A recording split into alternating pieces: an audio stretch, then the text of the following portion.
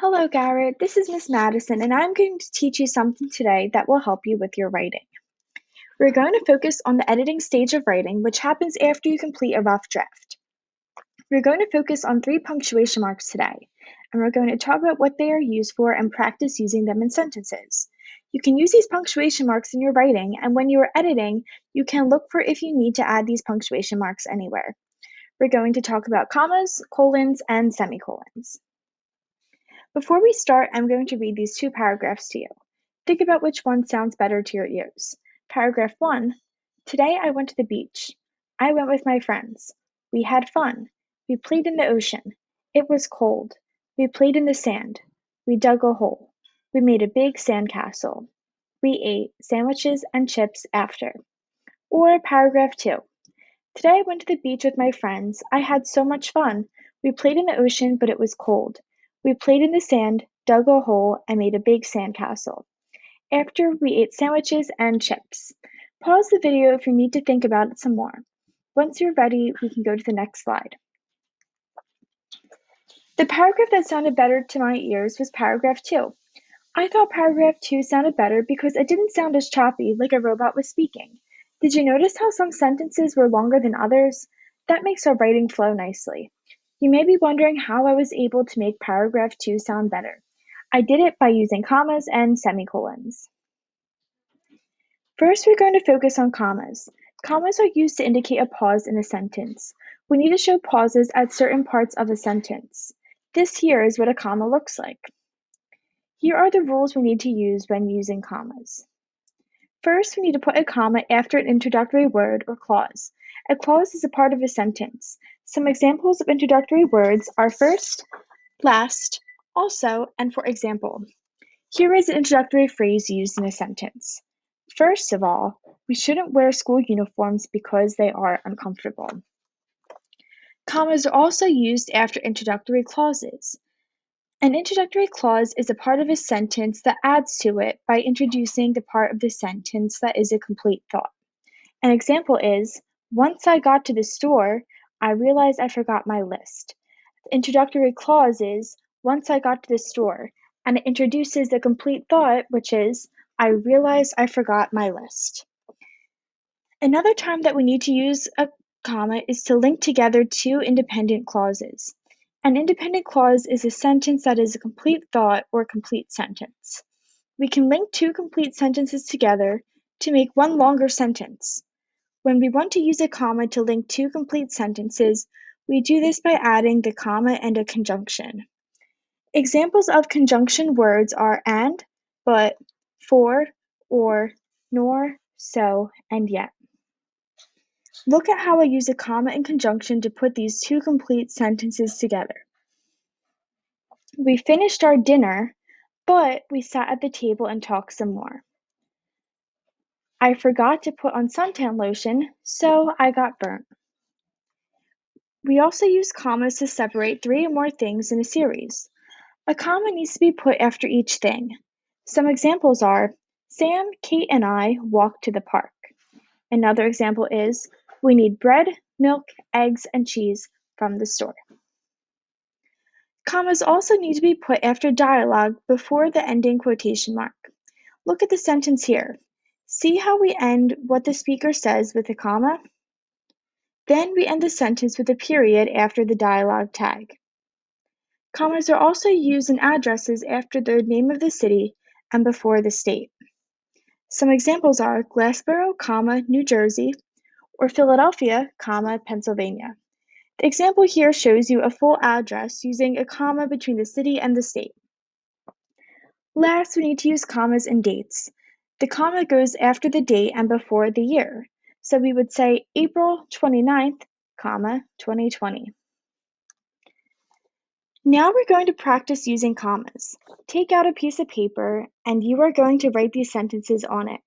In each sentence, place the comma where they need to be. Pause the slide so that you can write each sentence, and do not press play until you are ready to see the answers and check your work.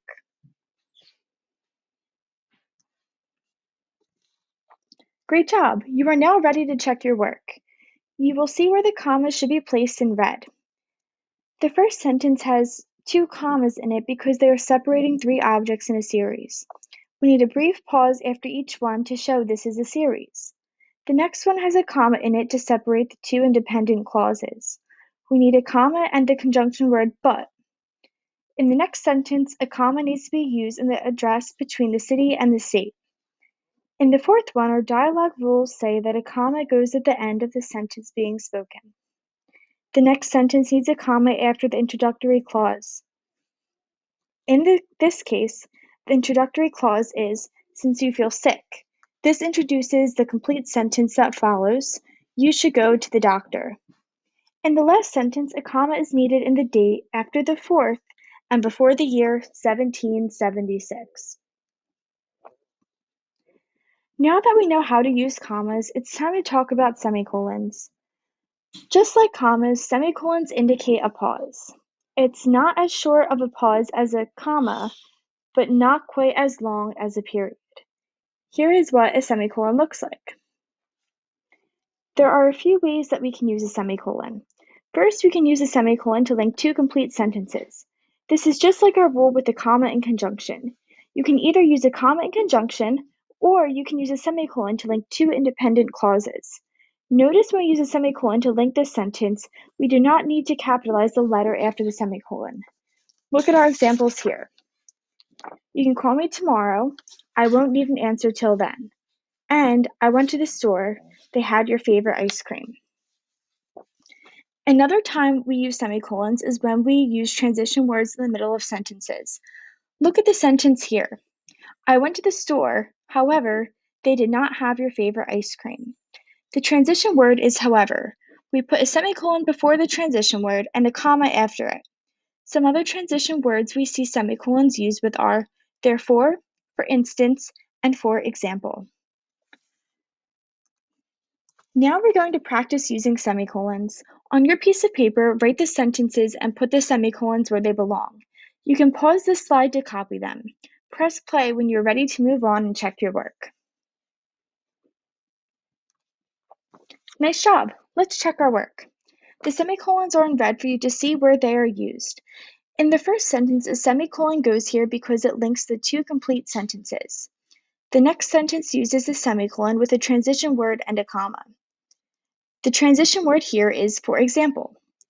The next sentence uses the semicolon and transition word again. In this case, the transition word is therefore.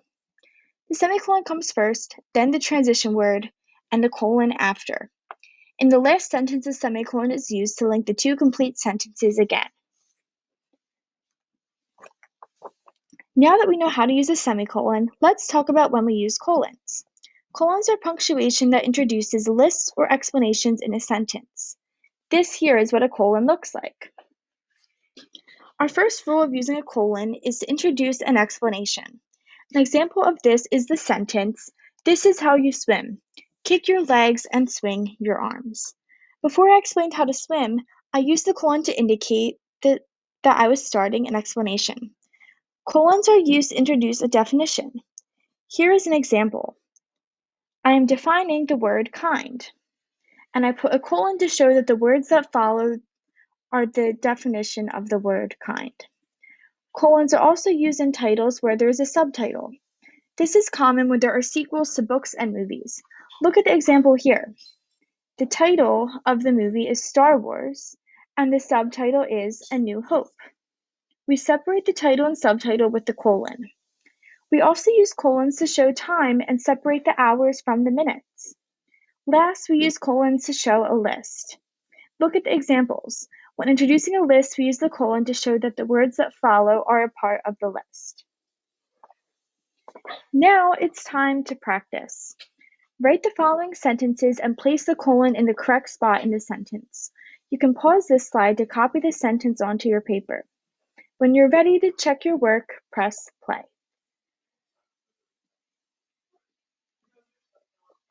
Great job! Let's check our work. In red are the colons in the correct place in the sentence.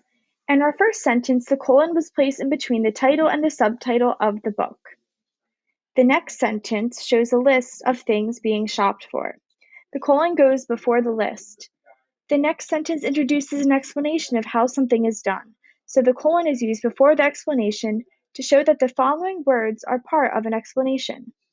In the last sentence, the colon is used in the time to separate the hours and the minutes. To review, when we're writing sentences and want to make a variety in sentence lengths, there are two ways that we can do that. Let's look at the sentences, I went to the zoo and it was fun. The first way is to connect the sentences using a comma and a conjunction. In this case, after zoo, we can put a comma and use the word and to make it a sentence. The sentence we can make is, I went to the zoo and it was fun. Another way we can do this is by connecting the sentences with a semicolon to make it, I went to the zoo, it was fun. Now we're going to put commas, colons, and semicolons together. Here I have a paragraph that is missing all of the commas, colons, and semicolons. On your piece of paper, write this paragraph. Place the commas, colons, and semicolons in the correct places. You can pause this slide to write the paragraph. When you're ready to check your work, click play. Great job! Let's check our work. In our first sentence, we see a book title. A colon will go between the title and subtitle of the book. Our next colon is seen when the boy's mother tells him a list of what she needs at the store. In our list, commas are used to separate each item she needs. In the sentence, I was so excited to have pizza, so I rushed out the door. There is a comma and a conjunction to connect the two complete sentences. There is a comma after once I got to the store because this is an introductory clause. We see another introductory clause in the next spot. Because I was running fast, comma, I tripped and scraped my knee. The next sentence uses the transition word however, so we need to put a semicolon before however and a comma after. By the time I got home is an introductory clause, so we need a comma here. This sentence also needs a colon between the hours and the minutes of the time. The next sentence has dialogue, so we need to end the dialogue with a comma before the dialogue tag, Mom said. Our paragraph ends with a semicolon to link the two sentences together. In conclusion, these punctuation marks are very important to include in our writing. You can always look back at this video to see the rules when we need to use these punctuation marks. The most important thing I want you to remember is that we can change our sentence length to make our sentences sound more interesting by using commas and semicolons. I hope this helps you, Garrett. If you have any questions, my email address is in the comments of this video. Good luck!